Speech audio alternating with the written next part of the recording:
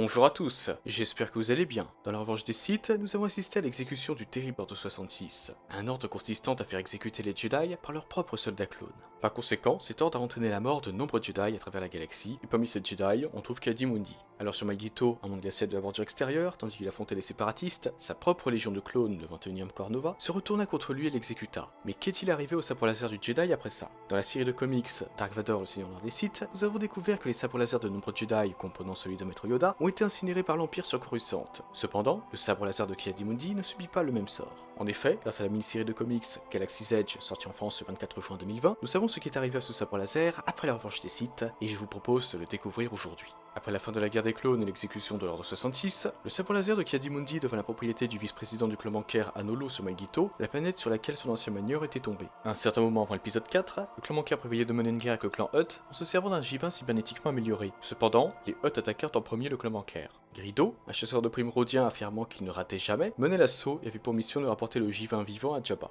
Après avoir laissé mourir son complice Takva, le rhodien parvint à emmener le J20. Coincé dans le bureau du vice-président du clan bancaire, Grido contacta ses alliés et leur demanda de le retrouver devant, avant de se servir du sabre laser de Ki-Adi-Mundi pour briser la vitre. Ses alliés relièrent ensuite le bureau à leur esquif, en se servant d'une corde sur laquelle Grido et le J20 devaient glisser. Malgré que ce dernier affirmait avec insistance que le fil ne pourrait jamais supporter leur poids, Grido déclara qu'il savait quel poids pouvait supporter un bon grappin. L'être cybernétiquement amélioré débuta alors sa descente, mais malgré l'assurance du rhodien, le fil lâcha sous le poids du J20, ce qui le fit tomber et le conduisit ainsi à une mort certaine.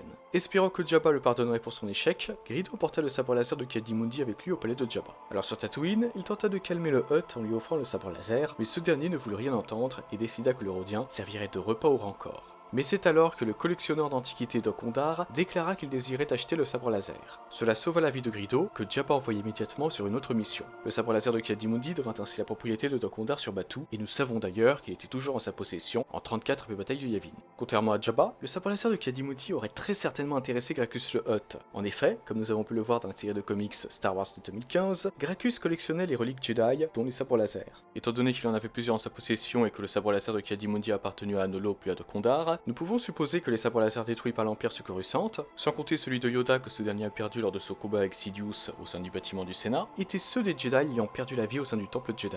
En revanche, nous ignorons si le sabre laser de Mace Windu a également été incinéré, et surtout s'il a été retrouvé après sa chute. Dans l'épisode 9 de Colin Trevorrow, nous devions voir Hux se harakiri avec le sabre laser du maître Jedi après une grande bataille sur Coruscant.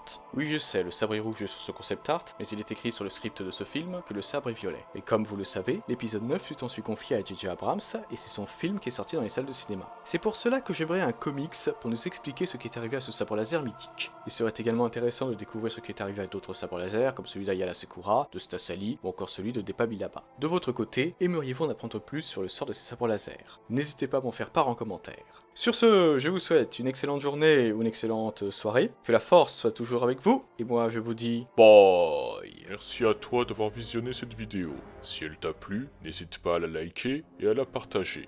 Cela permet de soutenir la chaîne. En outre, si ce n'est pas encore fait, tu peux t'abonner et activer la cloche des notifications pour être au courant de la sortie de toutes mes futures vidéos. Sur ce, que la force soit avec toi, à jamais.